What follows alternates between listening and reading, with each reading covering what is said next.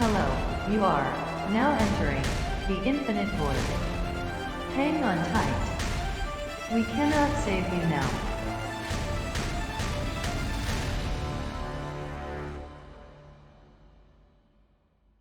Hello and welcome to this week's episode. I'm your co-host Matty.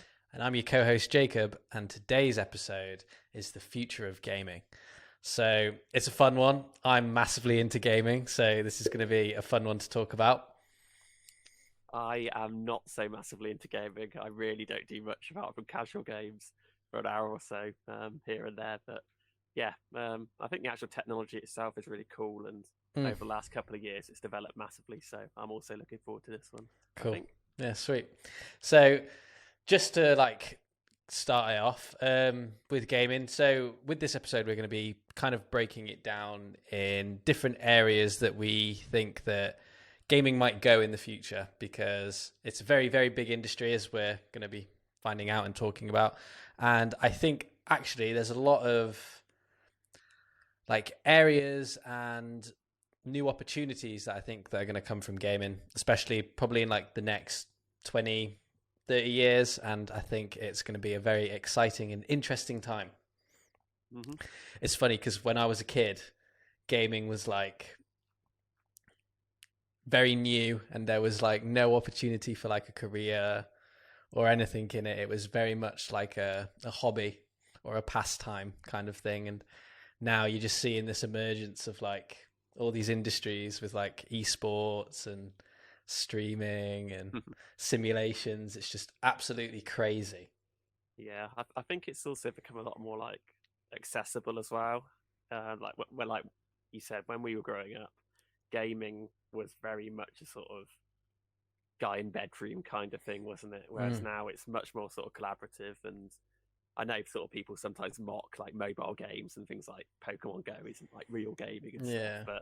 But in terms of actually people getting involved in video games and things, I think it's much more accessible now, and a lot more people are starting to do it sort of casually, but also professionally. So and this is how I was gonna start this one. So really, there's a few areas that we were gonna break it down into, and we're gonna start with the idea of streaming and the world of streaming, and then we're gonna move over to VR and AR, and then we're gonna talk about how the internet has changed gaming and how that's gonna change gaming going into the future. And then we've got a bit of machine learning, and then some other little crazier sci-fi things that I thought were very interesting, which is all about games powered by your mind. But that's a little bit further out there. But so if you didn't know, straight off the bat, gaming is becoming quite a large industry, and it now produces over 100 billion a year, which is quite a lot. That's more than the music industry and I think the film industry combined in the UK, which is a pretty cool little fact if you're ever in the pub and you're talking about gaming. But yeah, if you looked at it for, say, the last even 5 to 10 years, I would say it's changed massively. And like you were saying, with the whole the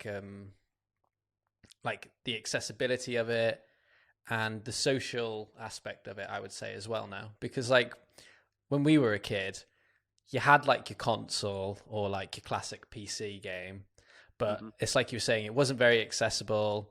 Not everybody had them. There was no online. If you wanted to play the game with your friend, you either had to do a LAN party or you had to go around your mate's house and split screen it on the two controllers and stuff. And even now, you've got multiplayer games that are playing on the internet in real time. You've got games like Fortnite, and what's the other one called? PlayerUnknown Battleground, and all these kind of crazy big scale battle royale games where you've got 100 people dropping onto a map. It's just exponentially different to what it used to be. And you've got great platforms like Discord and the Xbox social app and the PlayStation Network and stuff, where you can actually create parties and teams, and you can communicate. And then you've even got things like the invention of proximity chat, where you can hear people and talk to people that are in the vicinity of you online, but like not actually near you. And I think that in itself is quite funny. Like you can walk into a virtual like created building and shout, "Is anybody in here?" And if someone's close to you, they might shout, "Yeah," and then like just be quiet again. And I think it's really interesting.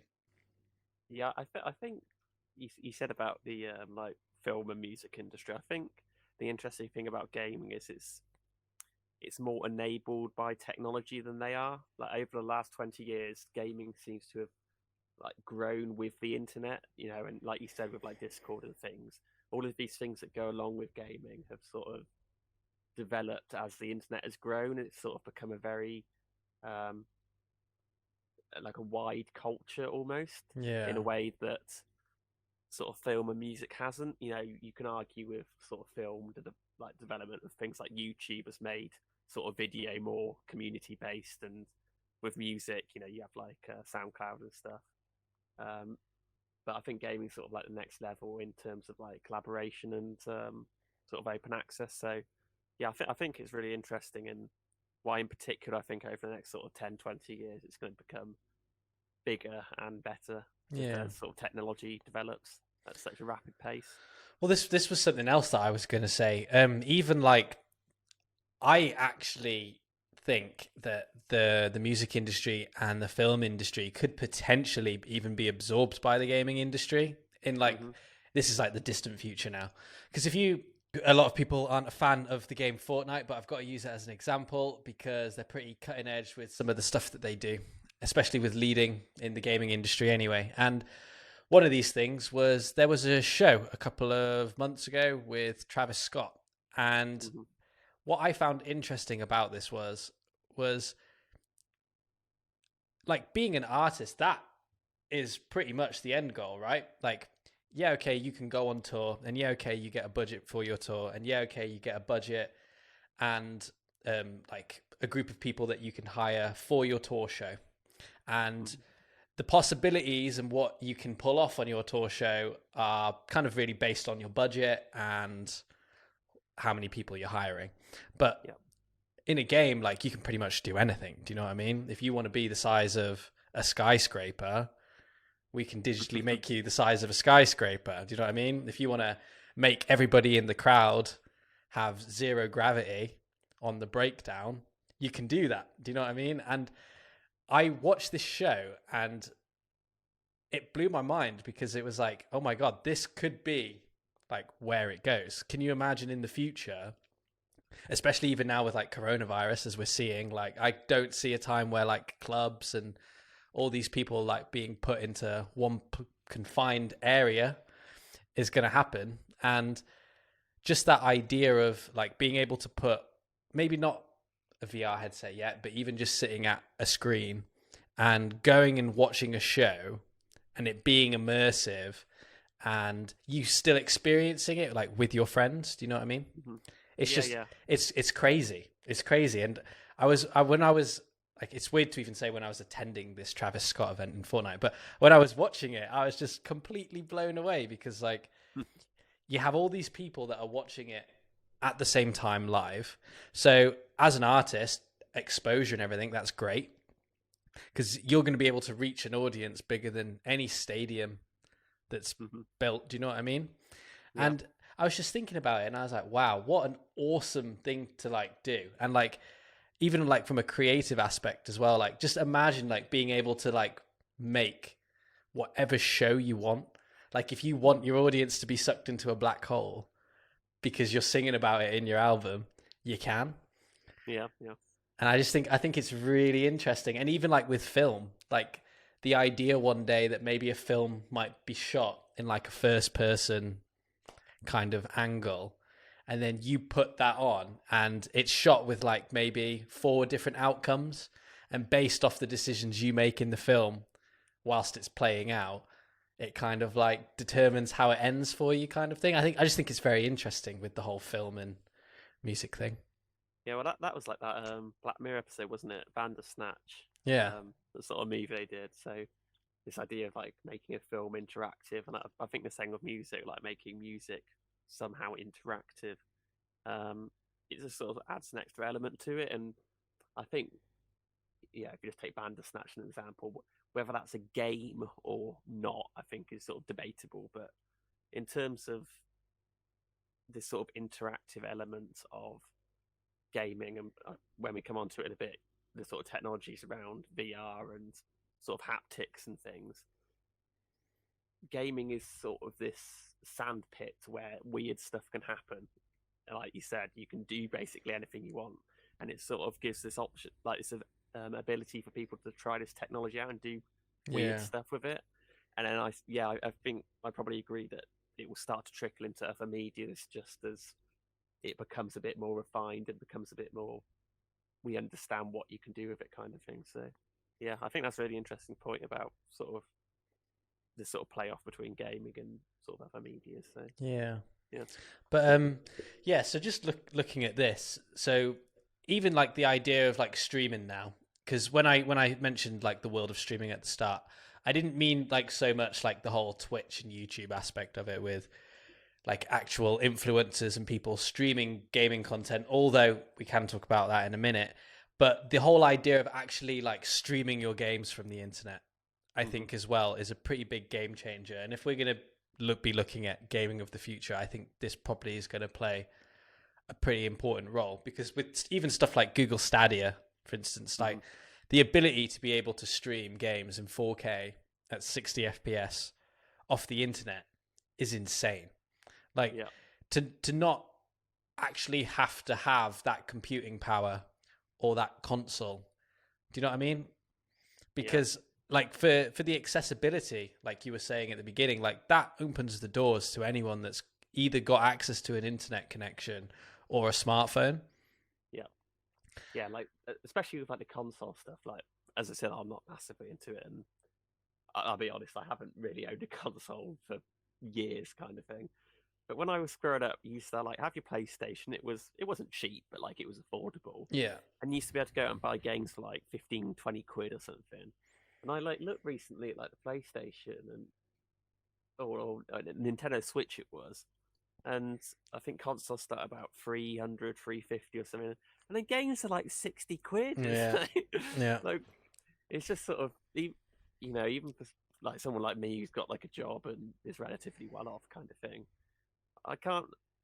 Once you sort of buy 10 games in the console, you're looking at nearly like £1,000. Like, Yeah. Whereas if you can stream it, then you just save on all that hardware that you sort of have to have. So, yeah, I think it's definitely an interesting sort of area, and I think it will become the norm in particular. So. Yeah, and well, looking at this streaming thing, I'd agree with you. I think that's where it's going, because you've got people now like Microsoft and Samsung, I think, have just teamed up to have Xbox games being played over the cloud on certain Samsung phones. So that's pretty cool. And I mean, Sony are doing it, and I think Amazon are even looking into doing it with like Amazon Gaming or something. So it's definitely, I think that's definitely going to be the way that it goes. And like with Starlink and everything, once you have a pretty strong internet connection worldwide, then you're laughing, aren't you? Then it really does open up the doors to everybody. I think it's inevitable that games will go the same way as like music and films, in that you don't actually own any of them. Like the idea of owning a disc or like even just a download just doesn't exist, because like with music on Spotify or videos on Netflix, like if you don't own it and you just have this wide catalogue of things that you can choose from, then surely that's just a better offer for your money. How much is Google Stadia a month? I haven't really looked into it. I don't actually know how much it is a month. I think the controller is like £59. Yeah, just having a quick Google now. But what the fees are. But yeah, I think, you know, it just opens it up to so many more people,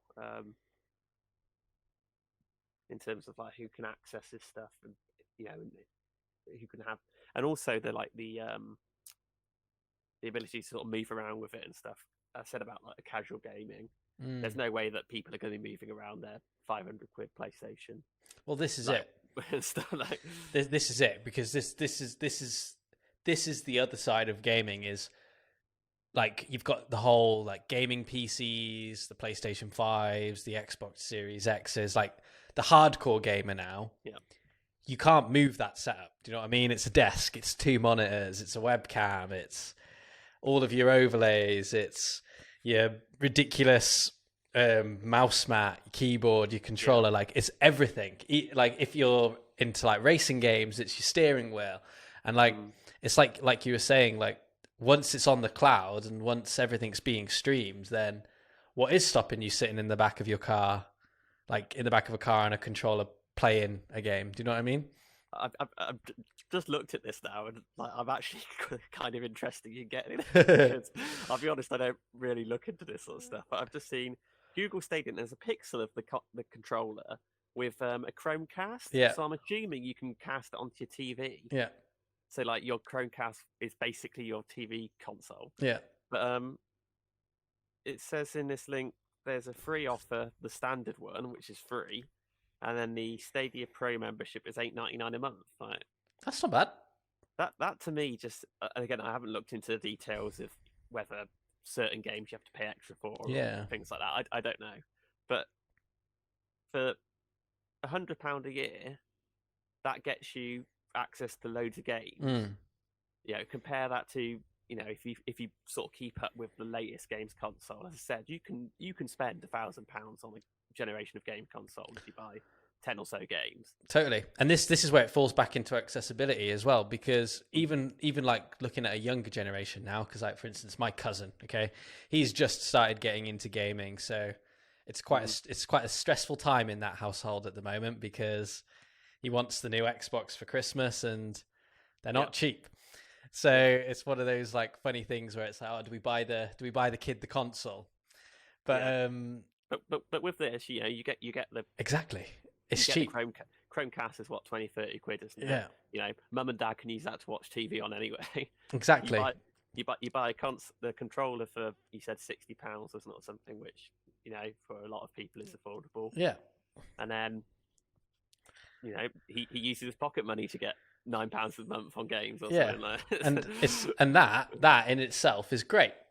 Yeah. And that changes things. And I think this is also where someone needs to put a bit of thought into it, because whilst that is great, and then you've got the other end of the spectrum, which is like the hardcore gamer that has like the whole PC setup or the PlayStation 5 or something. Both of those situations, there still needs to be work done where they are like cross-compatible with each other. Yep. Yeah. Because I would say that's probably one of the biggest like problems with gaming, is because whilst you can see like, oh yeah, okay, the internet, you can connect to everyone and you have all these giant lobbies and these giant battle royale games and these huge maps and these 100 versus 100 player things and all this kind of stuff, but there's still like this weird situation where like if you're on an Xbox you can't play against somebody that's on like a PlayStation or something. I know that there are certain games that have kind of tackled this, like I know like the new Call of Duty as cross-platform and like Fortnite is cross-platform and Apex is cross-platform, but for like the future of gaming to really blow up and for it to really become accessible, you need stuff like the Google Stadia, for instance, to be cross-plat with someone that's on a PC. Do you know what I mean? Yeah. Because then that's when you're talking about proper like social connections and like a proper level up, I think. Do you know what I mean? Yeah. Do you think there's maybe a risk here of Google Stadia seems like the obvious one of just monopolizing the whole industry? Because I can, you know, as I said, I just looked at that and I'm instantly like, oh, that seems pretty cool, kind of thing. Well, this is it, isn't it? Because it's kind of the same as Spotify, isn't it? When Spotify first started, everyone was like, "Oh, that's weird." Streaming a song, like, oh, the artists, they get like 0.00001 pence every stream, kind of thing, and like it's benefited everyone but the artist Spotify has. So maybe something like Google Stadia, it benefits everyone but the gaming industry. Do you know what I mean? Because if you do have a quality internet connection, why would you need to go and buy a PlayStation 5? Because you could just stream the game in 4K, 60 FPS onto your 4K TV. You don't need to go and buy the PlayStation 5 to stream it in 4K or to play it in 4K. Do you know what I mean? Mm-hmm. So it's interesting because it could ruin like the gaming industry and change the standards of it, or it could level it up. Yeah. I think the difference is that with games, most people, I would say, probably only play a handful of games each month, like maybe 10 games each month. So, you know, your $8.99 is not being split massively between lots of people. Yeah. Whereas with like Spotify, average person could listen to 100 different artists a month. Yeah, that's true. I think there is a sort of difference there, but yeah, I think there is a sort of risk that something like Google Stadia sort of takes hold, and the companies like Microsoft with Xbox and Sony for PlayStation, they just sort of die out because there's no real. Because I think the PC gaming thing is, as you said, like with the more like professional gamers, that will probably stay around. Yeah. Whether it's exactly like it is now with like your desktop PC kind of thing, I don't know, but there will be something like that. But like particularly like TV games consoles, they do seem to be in this sort of middle ground, which could just lose out entirely. Yeah, I'd agree with you on that, and I think that was actually something that I noticed this year was like prior to like this year now, so before like the Xbox Series X and the PlayStation 5, like gaming consoles were at a point where they weren't really on par with like the gaming PC. Do you know what I mean? It was something that you put in your living room, and it was like a multimedia device where you could play games, but you could also watch films and you could go on the internet with it. But we're in like a weird gray area right now where like the computing power in a console is kind of on par with a gaming computer. So it's more so about like what kind of setup do you want?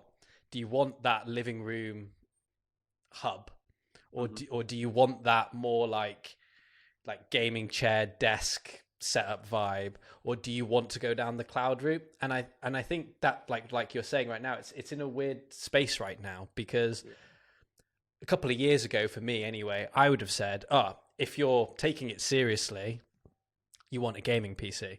If you're just doing it for fun, I'd get a console. Do you know what I mean? But like now we're like at a stage right now where like there are people competing in bloody FIFA tournaments and getting like hundreds of thousands of dollars on PlayStations, and then you've got people on computers that are streaming and not competing and are kind of wasting all that computing power, but they're just sitting on a webcam talking and still also making $100,000.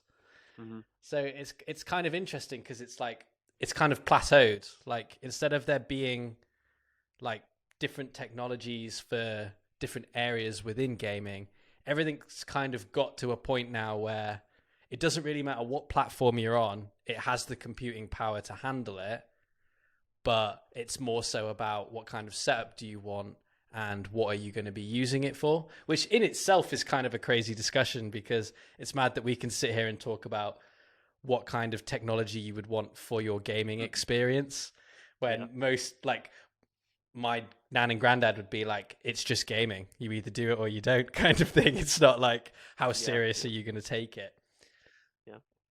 Yeah. The reason why I said I think like the console's in a weird middle ground is that like back with like say the PlayStation 3 had Blu-ray in it because it was like you said, this sort of like multimedia like hub thing, whereas now that isn't really a thing anymore. Yeah. So like the newest PlayStation Xboxes are essentially desktop PCs that you hook up to your TV. That's basically what they are. No one is using them for streaming stuff on because a Google Chromecast costs 20 quid. Yeah. And no one's using it as like your hi-fi system because you have Spotify on like exactly your home devices and stuff. So like it is in a bit of a weird situation, and like particularly now that it's 10 years ago it wasn't a thing, but like it's very easy to hook up a controller to a PC. Why, if you sort of want that sort of intense sort of gaming thing, even with a controller, why wouldn't you use a PC? Exactly. If you want something that's a bit more social, it's on your TV, it's easy, then why wouldn't you go for the much cheaper streaming option rather than having a sort of £500 consoles. So I think it's, for me personally, like these consoles are in a bit of a weird middle ground that doesn't really need to exist anymore. Yeah, I'd agree with you, and it kind of feels like they're like grabbing on to like anything that they can as well.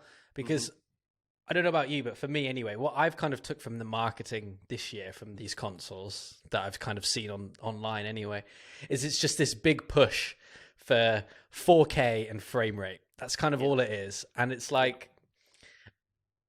And I don't know if you've seen, like, most of the games don't actually run at that frame rate. It's just they can go up to that frame rate. Yeah. And it's like, and like, I don't actually know anyone that owns a 4K television that has 120 hertz. Have you got 120 hertz 4K TV? Just bought one. Oh, okay. Nice. Okay, you get it. That's cool. But like, do you know what I mean? Like the average person that's going to buy a PlayStation 5 doesn't have a 4K 120 hertz TV. Yeah, exactly. I know you said about like, particularly like, a new generation of consoles are, professional. They will match computers. But for me, console gaming is still sort of being sat in your living room with your mates around you, like doing that. So, and that's what I see this sort of Google Stadia stuff really sort of cannibalizing. And I think like you said about the Microsoft teaming up with Samsung on the Google Stadia alternative thing. I think they're probably a bit hesitant about that because they know that if they do it, that's a big chunk of Xbox gone. It's there's a lot of people that buy consoles who are very casual gamers and will just sort of just stick on FIFA occasionally or play a bit of Rocket League or something like that. That sort of gaming is going to be, I think, completely sort of taken over by streaming because it just makes sense. So I think sort of PlayStation and Xbox they've got to be a bit wary about where they position themselves, and they seem to be positioning themselves at the moment of we're a gaming PC, but we can only do gaming PC stuff, and it's on your TV. So it's like, yeah. No, I'd agree with you. I'd agree with you on that one. But moving into the next bit then, because this is kind of like the next bit then for gaming. Because I'm interested to see if consoles are going to go down this route, but it's VR and AR. Yeah. Because like gaming PCs now, I think they're the only ones really that can run it, can't they? Unless you buy that standalone Oculus Rift that doesn't require anything, you can just turn it on. Have you seen that new one? Yeah. But so where do you think it's going with that? Because I saw a really cool video a couple of days ago where somebody had these glasses on, and obviously it was all computer generated, but like he walked over to his desk and there was nothing there, and he tapped the side of his glasses and these two like AR monitors appeared, and his AR keyboard appeared on his desk with his mouse, and he just started like going on it, and I was like, interesting, because for me, VR anyway. Have you ever done VR? I have done VR and AR. I think. Cool. What did you think? What did you think of VR? VR I thought was amazing. It's really weird the first time I thought, and it made me quite sick. But yeah, I think it's definitely, now that we're talking about it, I see that as almost certainly the way forward for console gaming. Like I can fully imagine them. The console gaming, we don't need any more than 4K. I know like people are pushing out 8K. We don't need it. That's the reality of it. You don't need what's going to be 240 hertz. Like like we just don't need that. I can see it sort of plateauing, and then the next stage will be they shrink it down and incorporate basically what is a PlayStation or what is an Xbox into a VR system that you wear. That's what I can see sort of happening. Yeah. Now that we're sort of talking about that, because the sort of portability side of it is something that you don't get from a PC. Yeah. Well, so this is where I was going to go with it now. So this is what I was going to say. Okay, if I had to put money on it, what I can see happening is, I think gaming is going to get put into like two separate kind of like routes. I think you're going to have the really hardcore, like professional route, which will be your sports, which I'm going to get onto in a minute, but it'll be all your esports. And then I also think even possibly some of the workforce and maybe even some of the military, but I'm going to get into that in a minute. But like, you're going to have like the top of the range computers for that stuff. So when it comes to like competing competitions, workforce, like transport stuff, all that kind of stuff, it'll be computers. And then I can see consoles going more the route of a VR multimedia kind of situation, where you would buy this, say, this Xbox or this PlayStation, not just to play games, but like we were saying earlier, to attend shows as well, or to attend films as well. Do you know what I mean? So you get this console, you put your VR headset on, and you can play games, and it's not as intense, and you can attend shows, it's not as intense, and you can watch content and consume content, and it's not as intense, but it's in more of a virtual reality setting, is what I would put my money on. And instead of there being a controller, you are the controller, or your house is the controller. Yeah, this is why I think Nintendo with their Switch are in a really, really good position, because they're already sort of allowing for this. You know, you can plug it into your TV and have that sort of casual sort of family game experience, can't you? Like, you know, that's what the Wii was all about. The Wii was like such a massive selling console because like everybody just loved playing it. Like, it was just fun, you know. So they've got that, but then the ability that it's got a screen that you could take out and take somewhere else. I can 100% imagine that in the next 2 years they release like an updated Switch VR that comes with that, and you sort of slot your console screen into a headset, and create like a VR system. And like, if anyone Nintendo wants to sort of buy this IP off me, that would be. But like, it's surely just crying out for it, isn't it? Like, 100%. Because they've got the. Unlike sort of taking your phone, you know, you can get like these things that you slot your phone into and stuff. The Switch has some computing power to run games on it. Like, it can do, you know, not like the Xbox and PlayStation, but it can do decent games on it. So just slotting it into a VR headset and like creating like a new Switch VR, it seems so obvious to me that would just be the thing to do for them. No, I think see over the next couple of years whether they do that or not. I'd agree with you, and I think it kind of falls into this thing, doesn't it? Because it's like we were saying, if they can, because when I haven't done that much VR, I've got one of the first generation Oculus Rifts, so it's not. I've got all the wires and everything, so I get tangled when I spin and everything.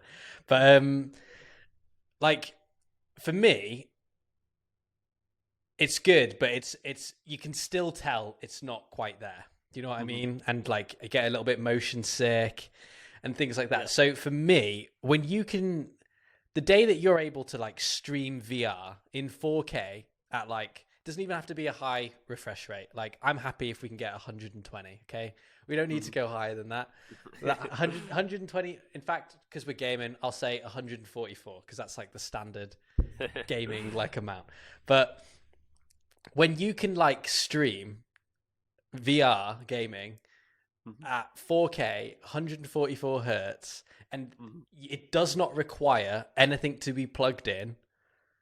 That is when that is the future of gaming. That's like Ready Player One kind of stuff. Do you know what I mean? When there is something that you just put on and you don't need the console anymore. Yeah. Well, this is where the streaming comes into it, isn't it? Is that at that point, all your headset needs to be is a display with some, you know, connectivity to like your handsets, like your hand controllers and stuff, if that's what you go for, kind of thing. And I think sort of streaming opens it up, and you know, the power problem then just goes away because you're no longer relying on having a console. But yeah, I think I'd agree, and I think, like you said, there will still be sort of a professional. I see like the desktop computer game thing being around for years to come. Like, I think that's pretty obvious because that was sort of how it started, I guess. Yeah, on, like the really old sort of computers. That will stick around, but I can see sort of VR becoming its own thing, and rather than at the moment we seem to have sort of like casual gaming and sort of professional gaming kind of thing. That's a split. I think the split will be casual gaming, professional gaming, and then in the middle, VR gaming. Like that's what I can sort of see happening. I'd agree with you. I can even see it going more like maybe not even like a gaming route. Like it's just a virtual world. Because here you go. I've got this thing here, and I thought this was a really interesting quote. So I've got this quote from Toshi Hu, who is at the IFTFS Emerging Media Lab, and he's basically saying they reckon. So he worked at.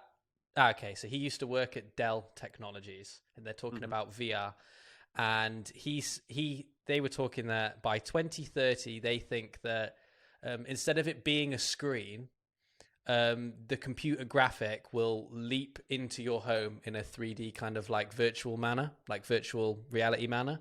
So instead of having screens, it will be like displayed on your walls or like on your doors and stuff. And I think that's right. I can see it going. Like I don't know if you've ever put your VR on and like Steam or something, but there's like a Steam hub when you put it on, and it's like a fake house with like fake doors, and like door 1 will take you to this game, door 2 will take you to this venue, door 3 will take you to this virtual city, and then door 5 will take you to this waiting room where you can chat to your friends and meet up with them, kind of thing.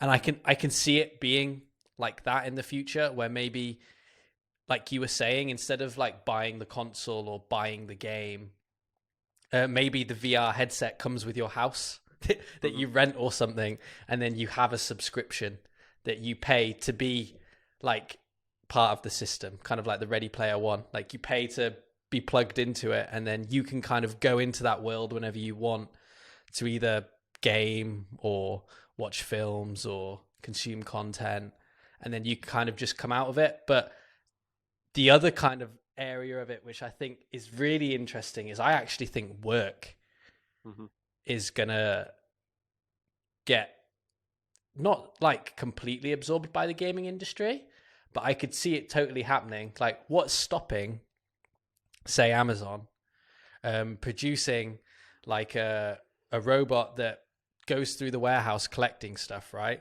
But for the human on the other side of the screen, they've coded it in a way where it's like a game. So like you log on and you have to go and collect all these orders, and it's like a game, and you get paid to do that.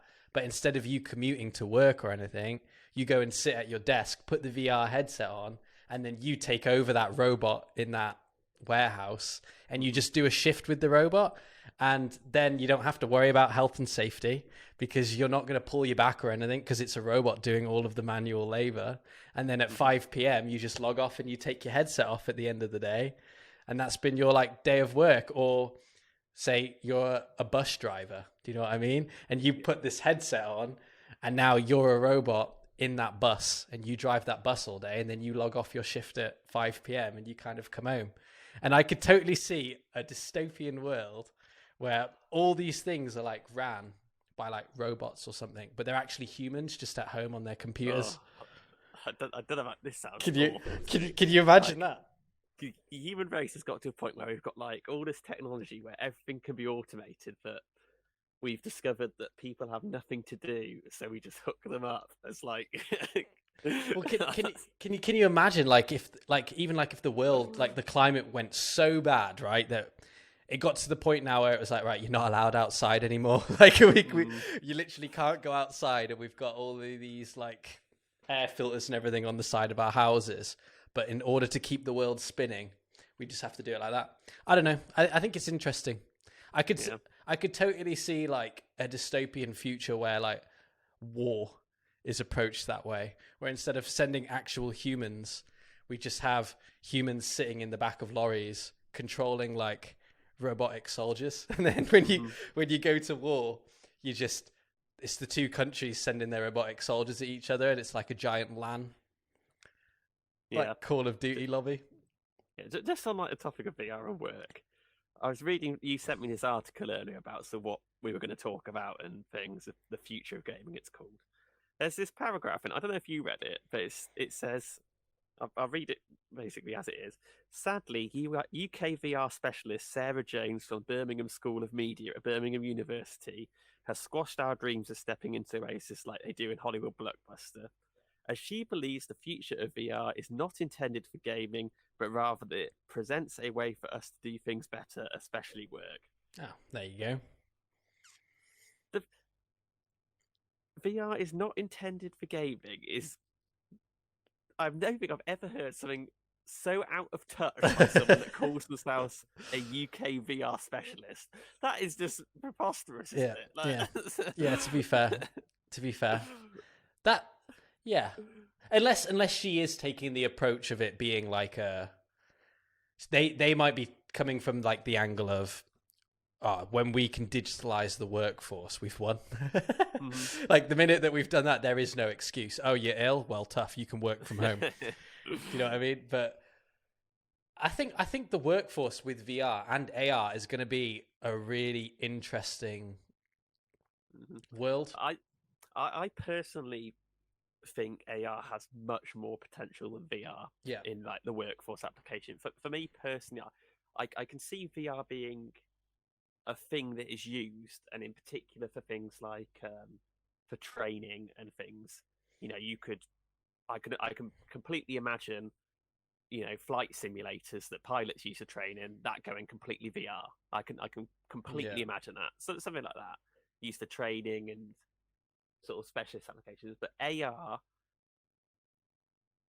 I at least for the foreseeable future, I still think we're going to live in a physical world of things. Yeah. And like the things that we interact with are physical. And AR just gives you that sort of, it's not sort of creating a world or simulating a world, but sort of adding stuff to it. Yeah. I don't know if you've seen, it was Google, I think. They have this thing I think it was released with, or sort of went alongside Google Glass. And I think it's sort of, you can get it on your phone as an AR thing with your camera. And I imagine it, if Google Glass becomes a thing ever again, it will be on that you can sort of like walk around town and you go up to a cafe and you just sort of look at it and it will flash up the menu or flash up the opening times and things like that. That sort of thing, I think, is like the real power in AR.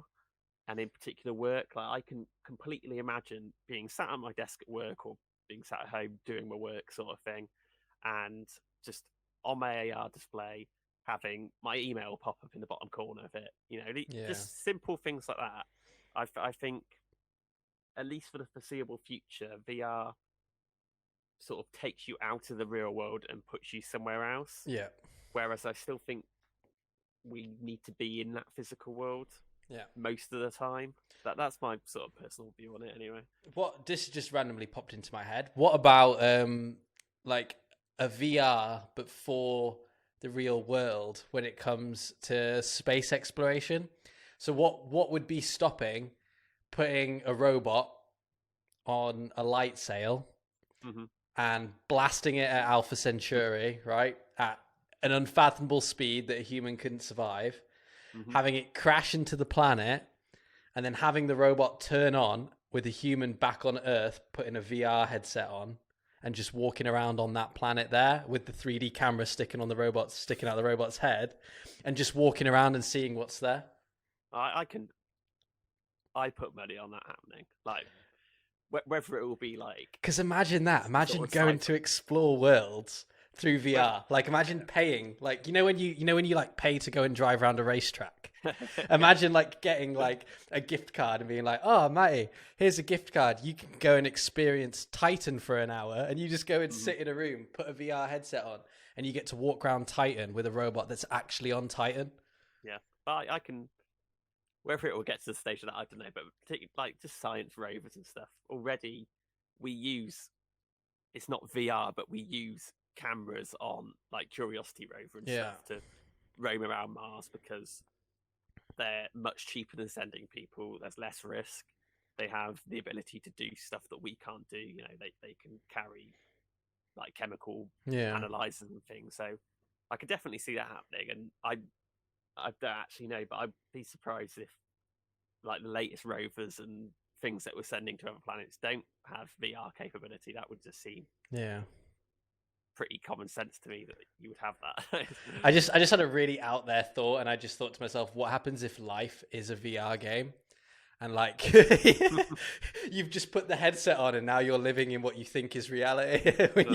when you die, when you die, your headset falls off. But let's get off that one. But back onto this. So the last little bit really that I wanted to talk about was two areas within like the future of gaming, and one was machine learning.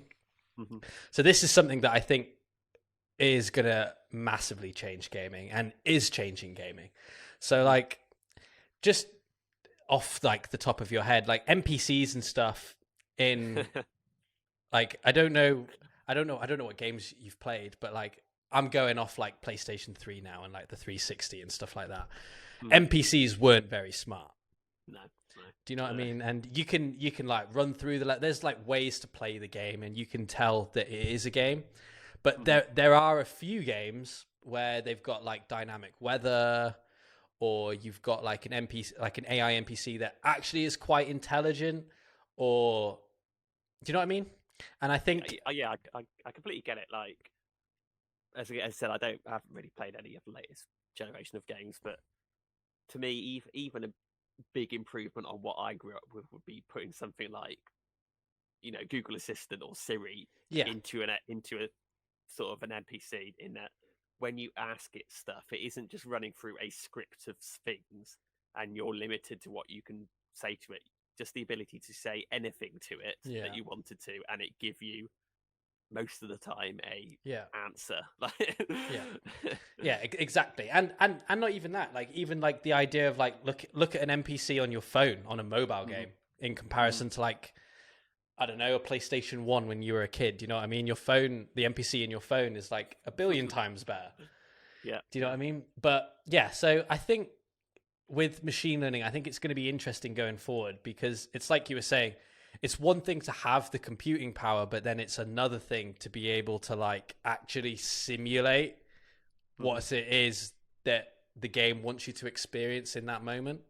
Yeah. Do you know what I mean? Because if we're going to get to a level where you've got 4K streaming of VR at a high frame rate, and it is almost indistinguishable from like taking the headset off and looking at actual reality, you do need like the algorithm and the AI in those games to be at such a better level than it is, to have like those dynamic weather fronts and all this kind of stuff. But yeah, it's interesting. But one way to kind of counteract this, and I don't really have a lot on this, I just saw this and this is totally up my street, but it was the idea of games powered by your mind.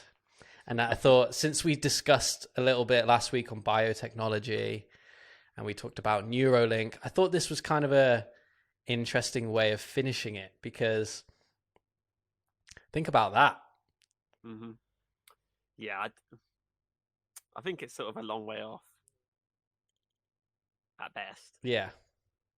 I think this sort of becomes, I think you sort of have to ask yourself why do we do gaming? Why do people enjoy doing games? Is because you are doing something you can't do in real life, and if you sort of start tying it to what you think and things, then you get, like we were sort of talking about earlier, you get into this weird sort of dystopia where it's not really a game anymore. You're just living your life virtually. Yeah. You've got like, you're kind of basically just God standing in an infinite grid. Yeah. Going, make this, make that. It's like when I used to play like games. Maybe it's just me, but the first thing I always used to do was I'd make a character that looked just like me, and then build a world that was just like mine, and then just play my life off. And like this would just take it to a next level of like, you take this to extremes of like, you are able to get your thoughts and your mind into the game somehow. Yeah. then you've basically just put yourself into a game and you're reliving your life. Yeah. Double speed on a game. Yeah, no, to be fair, that is actually a very good point, and it might actually cause problems too, because you wouldn't want to come out of it. Because like imagine that, like, oh, Matty, come on, you got to come out now, it's time for work, and it's like, no. I've started my own space program in my fake world over here. Okay, I'm not coming out of this. I'm a billionaire in my fake world. Do you know what I mean? And like, yeah, totally, I could see it going that way. Yeah, I think it's definitely sort of a long way off yet, but imagine if this is the great filter. Imagine if any intelligent civilization just gets to a point where they don't need to leave because they become God in their virtual reality, and they just stay on their own planet and never venture out after that. Yeah, I think there's definitely some sort of, I have some concerns about it, and I know I do it because I do it on every single game I play, and I don't really game that much, but it's a game I play called Open TTD. It's this like train simulator thing. It's like transport. It's called Transport Tycoon, and you can do anything in this game, and you can like run your own transport company and do all this amazing stuff. And every single time, I just load up a customized map of the UK that has all the towns set out exactly how they are in real life. Yeah, and I just build the existing train lines. It's class. like I don't know. I know with this thing, I just make another copy of the world that I'd live in, just settle differences that would just make it slightly better. And then when I have to leave, it'd be like, oh, have to change. I don't actually have all this money, and I don't. Yeah. Everything's exactly the same, but just slightly worse. Yeah. On your CV, it's like, yeah, I'm an operating hitman in virtual reality. Yeah. But one interesting thing about this game powered by mind thing that I saw is, so there's this company in Boston, tech startup, and there's not much information on it, but they're developing a game, and it's called Awakening. And essentially what it is the player wakes up in a government lab and must escape from the government lab using telekinetic powers. But this game is being ran like not through your mind, but it's something to do with your mind, from what I've seen. And from what I'm gathering is, it's like, when those things you have to put on your head and you have to like think. Yeah, this is what I was talking about last week with the biotechnology. When I said about EPG, electroencephalography was the word I was looking for. I could see it in the article. There you go. And like, that is kind of an interesting idea. Like this, like the idea of a game that you wake up in a lab and you're being tested on, and you've got to like use your brain to get out of it, but you have to use your brain to make your character move in the game. I just thought that's kind of interesting. I wonder like what kind of data they're going to get from that. Yeah. Have you watched any Black Mirror? I have, yes. You know the episode with the is it USS Callister, the guy that creates his like own Star Trek world? Yes. Where he, like, spoilers for anyone that hasn't yet watched this, but like they flick ahead just a minute or so. Like this guy sort of creates his own Star Trek world, and it's like this is like the extremes of what we're talking about. It's like VR, and he sort of almost uploads himself into this virtual world, but he's able to upload other people from their DNA. And he uploads this guy that bullies him at work, and he puts him in there and sort of basically just tortures him. Yeah. And then he uploads this girl that he sort of has a crush on and puts her in and makes her this sort of like typical sexy Star Trek kind of girl. And it's like, this is sort of like the extremes of like everything we've been talking about with like the VR and the AI and stuff. And just sort of, I know we're going to do an episode on it at some point about AI and simulation theory and stuff.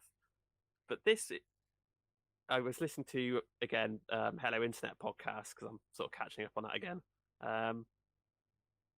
And this sort of issue of AI, and when we were talking earlier about the AI like running NCPs, can you imagine a point where AI becomes so good that it is conscious, that it is a real mind sort of thing? Yeah. And if you imagine that, and then just imagine these NPCs that you've put into this game that are conscious beings, and we have trapped in a game that we just go about killing or like enslaving, and like it's the pretty like horrible thought, and like I could genuinely see it happening at some point. That, and like we were talking about of like you not being able to escape from the game. Just imagine if we coded an AI to like be a zombie in Call of Duty. Like you created a zombie AI that was an actual conscious being, but it had no way of like telling you, and was just trapped forever in this game, being killed over and over again. You're freaking me out, man. You're freaking me out. You're making me think that this is what reality is now. That I'm just some conscious thing stuck in here that doesn't actually have any purpose. I'm just an NPC for somebody else's bloody code. But this is the thing. I wouldn't go this far with it on the podcast. This presenter of it, CGP Grey, he sort of says there's no real way, because we could already code something that could like try and convince you that it is a real person, and you wouldn't believe it. Yeah. There's no real way for something to convince you that it is conscious, and we don't really know what consciousness is. And when we were talking about consciousness a little while ago, consciousness could just be data processing. Yeah. The ability to process the universe and in some way know of it. And what if he says, like, what if we've like developed our phones and our phones are actually conscious and we just don't know it, and they are like ever screaming about an eternal existence of just being given mundane tasks? Yeah, can you I would go imagine? that far with it, but like I genuinely think like somebody should be looking at this of like, what happens if we create a conscious AI and we give it the task of being in a game? It's like... Yeah, well, it's a good point. It's a good point because, like, yeah, as soon as it becomes conscious, it might not want to do that mundane task anymore. Do you know what I mean? Yeah. And like, if that's its existence, then, geez. Do you think that's wrong? Do you think it would be wrong to develop a conscious AI and pull it into a game and just kill it? I am going to say yes, just in case the machine overlords in the future are listening to this episode. But I don't know. See, I don't know, because it's like you're saying, we don't really know what consciousness is. So like, yeah. I could sit here and say, yes, I don't think that's correct. But we could find out in 20 years' time that, like you're saying, consciousness is just data processing, and actually that's what it is. And doing that to an AI would be like doing that to me or you, and that's not fair, kind of thing. But no, you freaked me out now, man, because now you're making me think that that's what I am. Yeah. I thought it was just interesting on the topic of NPCs.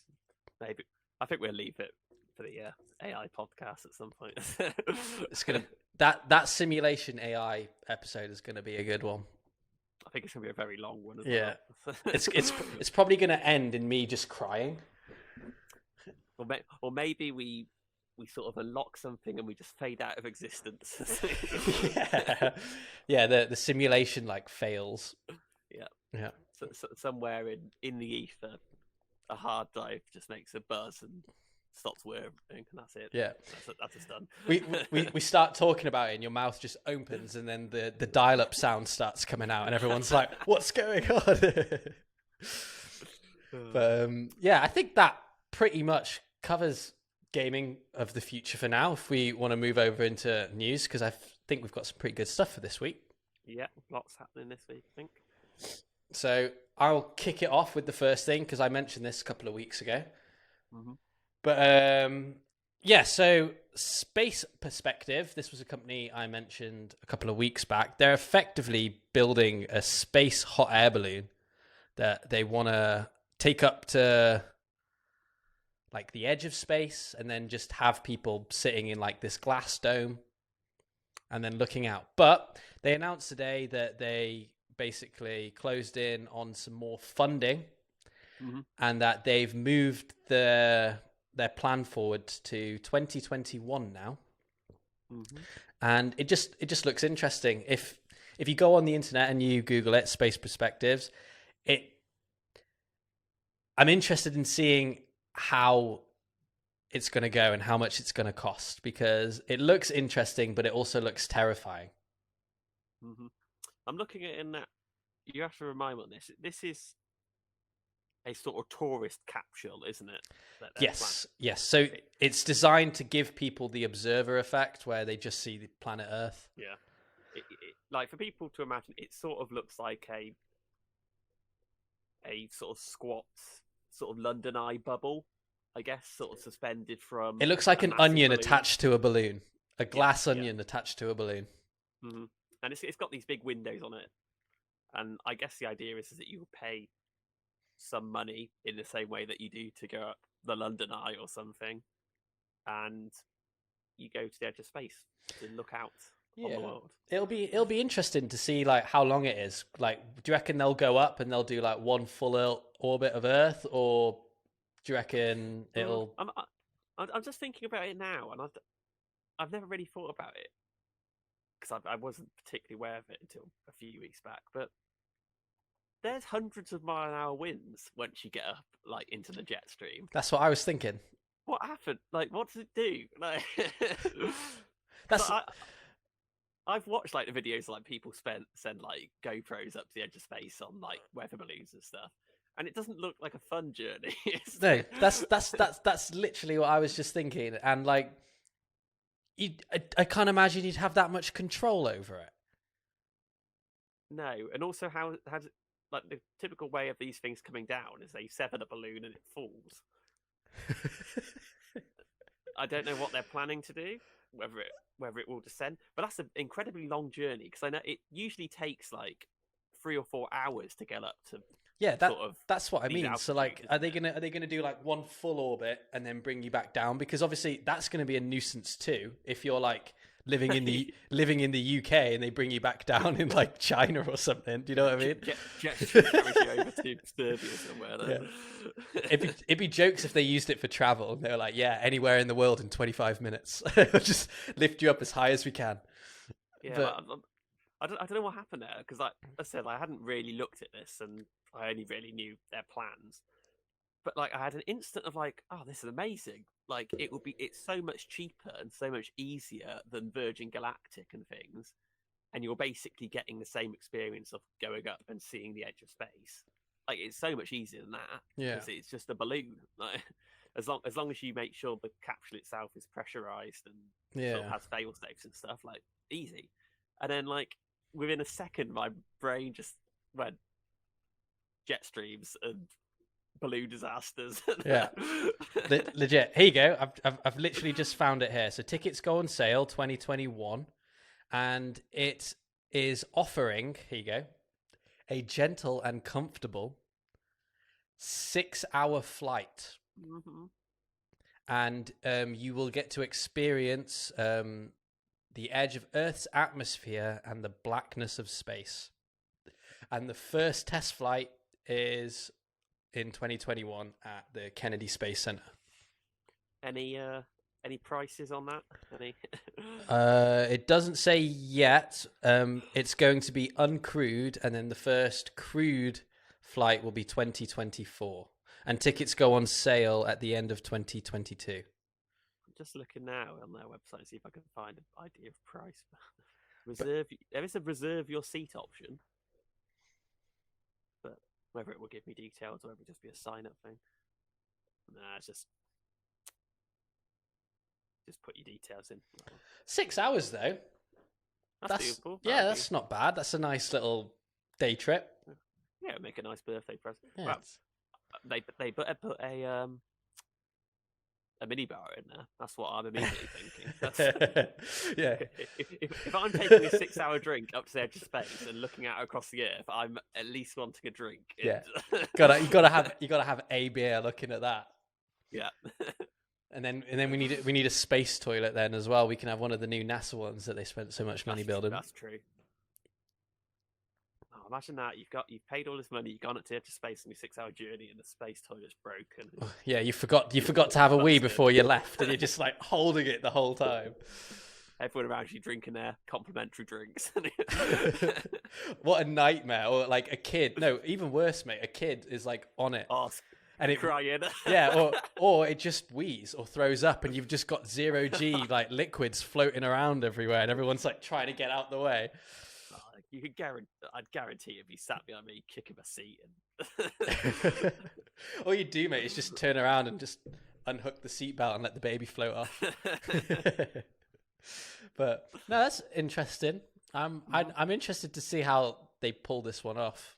I don't see any details about them getting it back down, but maybe it's a one-way trip.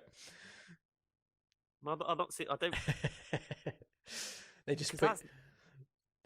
Because if you just very basically think, oh, 3 hours up, 3 hours down, that's quite a rapid rate. That's quite rapid descent in terms of, when you climb Mount Everest, you go up to, is it 28,000 feet or something, and that can take days because of the altitude sickness. And I guess it'd be pressurized so you don't have the altitude sickness. But even so, like, anyway. Probably going off topic. Yeah, it's an interesting one. I'm interested to see how they do it. Oh yeah, hopefully. If tickets start at like £50 or something, I'll give it a go. Jokes. But yeah, when Ryanair operate it, that'd be yeah. Anyway, shall I go with my next one because it carries on from previous news as well? Yeah, do it. Go for it. So this was on, I said last week about, was it last week or 2 weeks ago? China's, probably still pronouncing it wrong, Chang'e 5 rocket mission.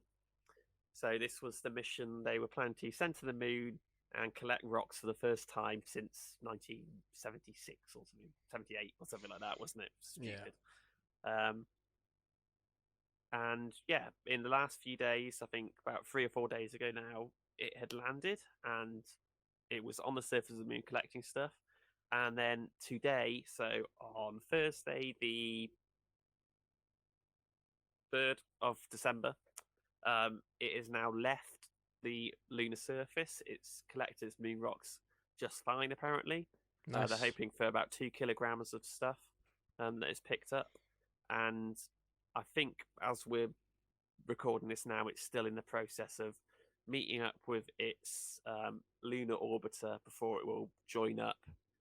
I think transfer some stuff over to the final lander and then we'll head on back to Earth. And I think it's going to be back on Earth around the 16th or 17th of December. So nice. Probably in about 2 weeks' time, we'll be able to talk about this, and hopefully it's gone well for them.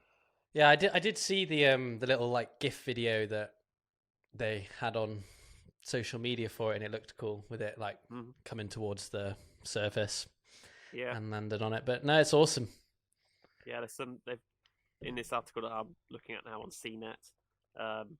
They've got some video of the moment it had ignition on the surface and went back up to the orbiter, and there's some nice video of it doing its grapply scoop thing, collecting rocks. So yeah, I think it looks pretty cool. It's obviously quite a big step for China, at least, and also as no one's done this in 40 years or so, it's quite a big step in terms of getting us back on the moon, I think. So yeah. Do you know what I think's interesting?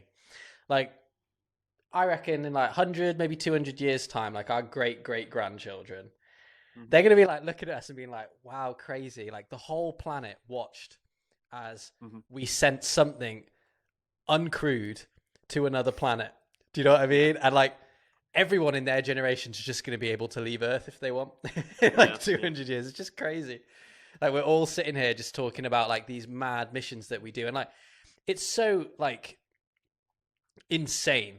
Like, do you know what I mean? Like the amount of like coding and like thought and just like everything that's gone into that, like to send that there without any human on it and for it to do its job and to do it successfully and then to meet up with its connecting part and to send those bits back, like all those calculations and everything. It's just mind boggling. Yeah. It's really cool.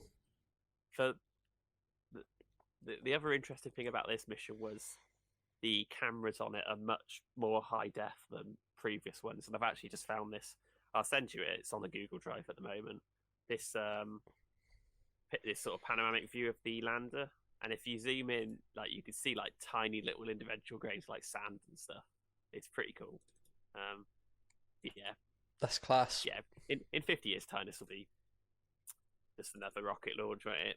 No one remember this. Yeah, that's what I'm saying. I think it's really cool that like we're sitting here talking about like collecting rock samples from the moon, and it's just like our great grandchildren are just going to be like, yeah, well, why is that special? I could go and do that right now if you want me to. Like, Yeah. come on, granddad. We can get rocks off the moon if we want. Mm-hmm. But actually, just on the topic of sort of collecting stuff, I watched Life after you talked about it on last week's podcast. What did you think? Did it freak you out? Yeah, I genuinely could suggest we do an episode on like space quarantine and cool stuff. I'd be down because that film freaked me out. Yeah, and really like I was already not like worried about it, but like I'd already like thought about this, like had like opinions on it and stuff, and then that just like basically confirmed 10 times over what I already thought. Yeah. It's the ending that's the good bit for me. It really freaks me out. It just it's just good. But I agree with you. We should definitely do an episode on space quarantine in the future because I think the idea of it is very, very interesting. But I can't even remember what's the name of the thing called in life. I can't even. Calvin. Yeah, mate, you stay away, Calvin. You. But yeah, moving on to the next little bit of news. I've got some very sad news now. It's been all over the internet. But yeah, it's the observatory in Puerto Rico has collapsed, hasn't it? Yeah. The what was it? The 900-ton instrument has fallen into the reflector disc. Yeah, so it's Arecibo Observatory, and for people that sort of aren't familiar with it, it's this huge sort of dish that sits in, I think, is it a crater or a volcano or some man-made crater thing? It sits in there, and then above it is suspended the like receiver and antenna and stuff. And she said was it 900 tons? It's been in a lot of films, hasn't it? I think. Yeah. I think it's been in James Bond. I think it's been in a James Bond film, and it's been in a couple of other Hollywood films. Yeah. It's it's like really famous, and it's done a lot of good science. But I think maybe just before last week's podcast, 2 of the cables that hold up the dish had sort of snapped. And over the last week and stuff, people have been saying that they should fix it, and people have been saying like what can be done to save it. But I think the sort of impression I got was that they said it was sort of too dangerous to go in and do anything with it because they didn't know sort of what state it was in. And then sort of this week, it became obvious that it was not in a good way, and the actual sort of suspended receiver on it's collapsed in. So I might have misunderstood this, but I've read somewhere, aren't they talking about building something similar now on the moon in a crater? I've not heard anything about that. But... I think I saw something yesterday, or it might have even been today, that they're on about building like another radio concrete satellite in a telescope, in a crater on the moon. Because they were saying how like obviously because there's no atmosphere, it would be so much better for collecting data, and there are already like perfect craters on the moon for us to build it in. We wouldn't actually have to go there and like do a lot of the foundation building. But I don't know how serious that is, or if people are actually planning on doing that yet. But I saw somebody talking about it, which I thought was interesting, because that's just dope, isn't it? Imagine that. That's like the ultimate sci-fi thing. We just have a giant telescope on the moon that we just point in any direction. It'd be amazing, but like, just think about like the practicalities of getting like a 900-ton element up there. Yeah, that's true. And I guess like the moon has got loads of craters on it, and that means it gets hit a lot. So you might not want to put something really expensive on it that's going to get hit by other things. But have you seen the video footage of this collapse? I haven't. No. Just before we started the podcast, I tweeted about it. So if anyone wants to check it out, I retweeted it.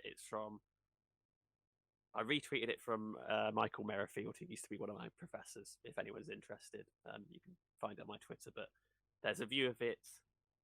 I think looking sort of out across it, and then there's one where there's actually a drone looking at like flying around one of the towers at the time that it comes down. No way. So like you see the massive cables like snap at the towers, and then the drone like turns around and looks, and like, the whole thing's like on the floor. So yeah, it's pretty sad because it did do a lot of science, and actually it's sort of related to a lot of like things we've discussed in the past, because a lot of asteroids and stuff attract with it, and I think SETI, their search for extraterrestrial life, most of their data comes from this radio telescope. So I was going to say, isn't it in that famous film Signs or whatever it is? Isn't there that scene where she like walks and she's standing by it, isn't she? Yeah. And it, like looks up to the sky or something. Mm-hmm. Yeah, man, it's very disappointing, and I can't imagine we're gonna be able to build something like that anytime soon or get it fixed anytime soon. I think basically I thought they might have, because the dish itself, as I understand it, it's obviously it takes a bit of engineering and stuff, but it is just massive slabs of concrete that are laid down and suspended sort of in this dish shape. Yeah. The actual expensive, difficult bit is that receiver and stuff. So I'm sort of surprised they didn't like crane in. They didn't get like a crane in to like hold Save that it, yeah. and save the actual sort of difficult optical elements of it, and then I think relatively easily just build a new dish. But now that that's fallen, I think it's basically going to be a case of completely restarting if they do choose to build another one. But I think I haven't actually seen any plans for what they're planning to do. But yeah, it's a shame, I think. So.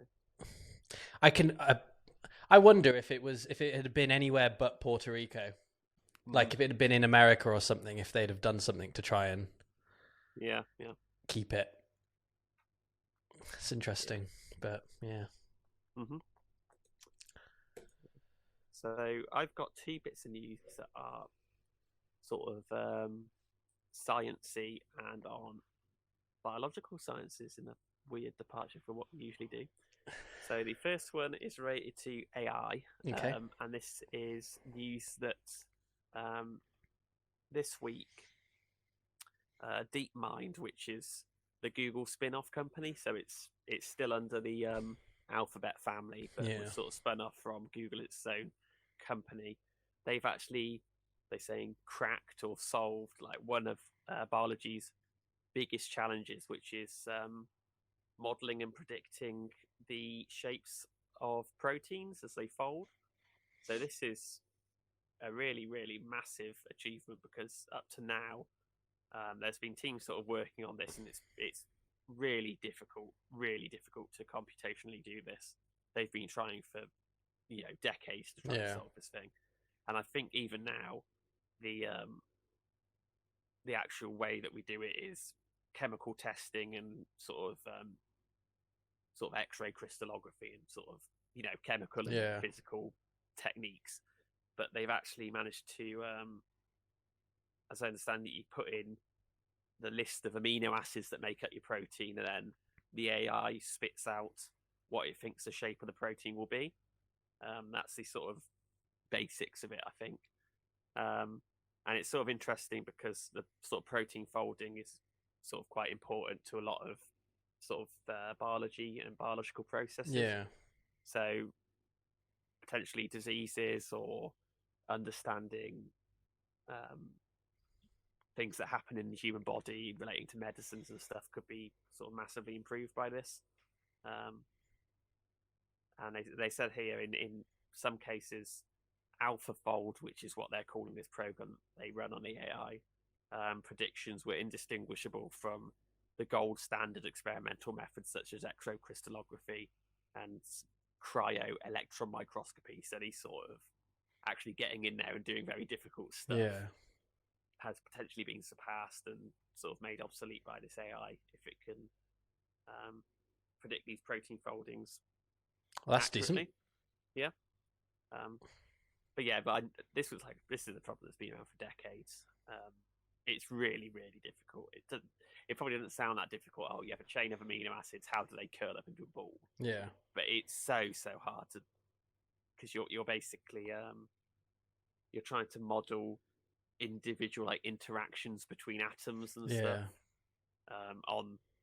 proteins on sort of atomic scale and molecular scale are really, really quite big.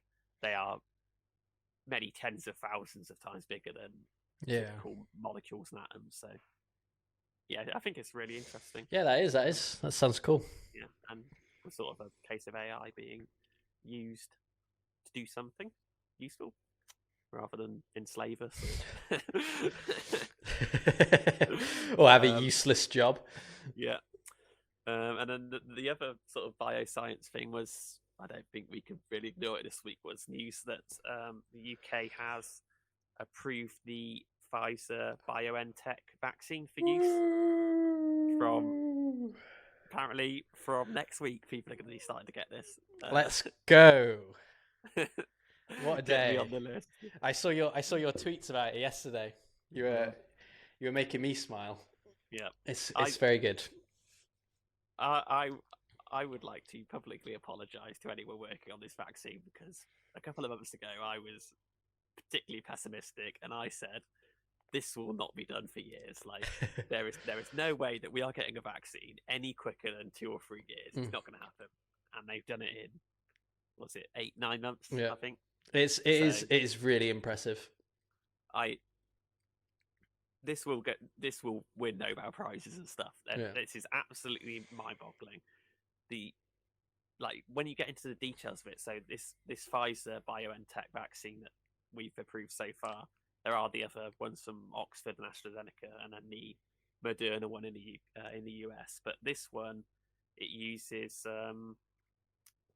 mRNA, which is itself like a really new technique that they've been trying to do for a couple of years now. And without getting too much into the details of it, it means that with most sort of flu vaccines and stuff, you inject people with like a dead version of the virus or proteins of the virus, so they actually sort of see what the virus, your body sees what the virus looks like and then develops the antibodies for it. This mRNA one is, instead of putting bits of the virus or copies of the virus in, it's the mRNA strands from the virus that are sort of being recognized, which is sort of new technique, and sort of when you look into it, it's actually interesting and it is amazing by itself. But the fact that they've managed to do this in 9 months is genuinely incredible. Yeah, no, it is. It's insane. It's insane. Yeah, but hopefully, please, 2021, there is hope yet that we could do things. Yeah. No, I agree. I think it's some really good news, and it's nice to get it at the end of the year, just before Christmas as well. Yeah, the UK at the moment is saying that there's potential that things will be back to some normality from Easter, which would be absolutely amazing. Yeah, because apparently we've already bought enough vaccines for 20 million people. I did see that we'd bought quite a lot, hadn't we?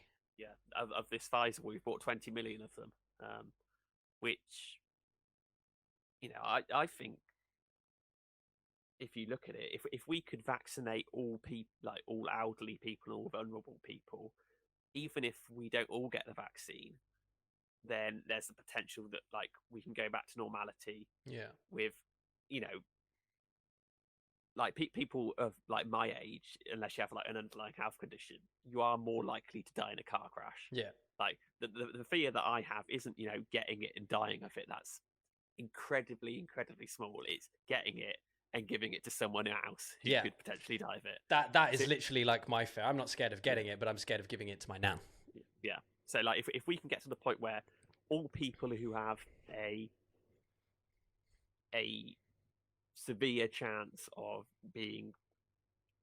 dying from this, if we can protect those people and then give it to health workers and stuff, who are exposed to it a lot, then there's a potential that it just becomes like the flu, and I think that's sort of what they're aiming for. You know, I don't see it going away completely, and I think probably next year, you know, a lot of people will still be getting it, but as long as it's sort of younger, healthy people who are getting it and are just like the flu, off work for a couple of days, you sort of have to self-isolate, then I think that's good enough, and hopefully, you know, as far as I'm concerned, if I'm not on a sunny beach next summer, then this has all been for nothing. No, that's fair. That's fair. Yeah. And then just one final bit of news. I'm not sure if you see my notes on it. I put tech news, the most clickbaity AI thing I've ever seen. This was a BBC News article. The CEO, I think it was, of Zoom. Yeah, CEO of Zoom has come out and predicted that in the future, we're going to be using AI to simulate the smell of virtual coffee and hands being shaken in our virtual meetings. Like, what? Why? That just seems like a waste of time. I don't have any idea how AI has slipped in there. Again, it just seems to be a buzzword that he's put in.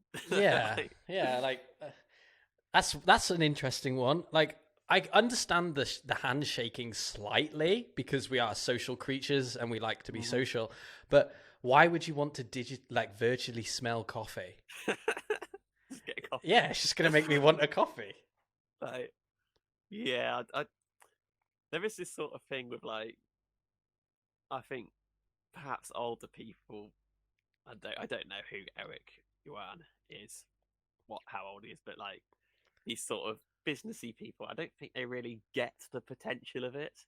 Yeah, you know, like he's like CEO of Zoom, and like immediately I think like Zoom or like things like that could completely revolutionize the way we work. You know, we don't have to go into the office, and the office becomes like a collaborative space when you do go in, and like, oh, it's all amazing. And then he's talking about like, oh, we're going to be able to have virtual coffee smells.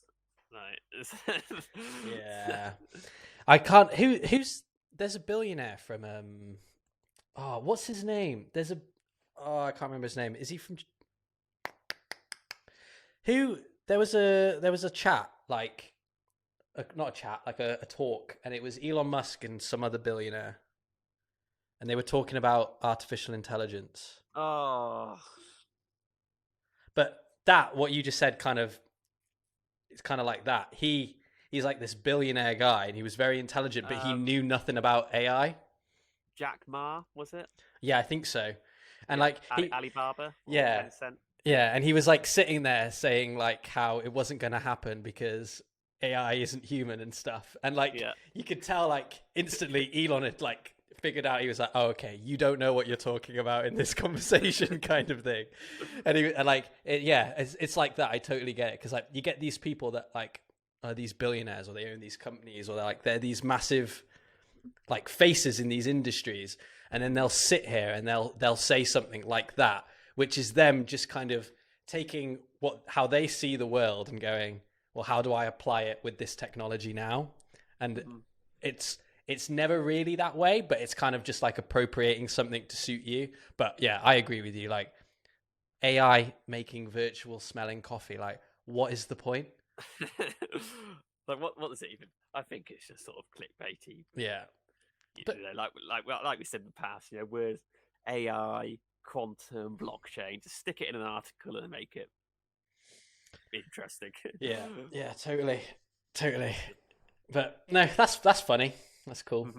It's an interesting one. But anyway, this has been a long episode this week for anybody listening. It's about an hour and a half. Hour and a half for us. But yeah, I think we'll call it a day there. If you've enjoyed the episode, make sure you give us a like on YouTube and go and give us a thumbs up, or download the episode, or give us a 5-star rating on Apple Podcasts, because it helps our podcast get a better rating and get higher up on the charts. If you have any questions or any suggestions for future episodes, be sure to drop us an email at theinfinitevoidpodcast podcast@gmail.com. And if you want to drop us a message on our socials, I'm at Jacob E. Carson and Matty is at the Matty JMP. And yeah, guys, hope you've enjoyed this episode, and we will see you in the Infinite Void next week.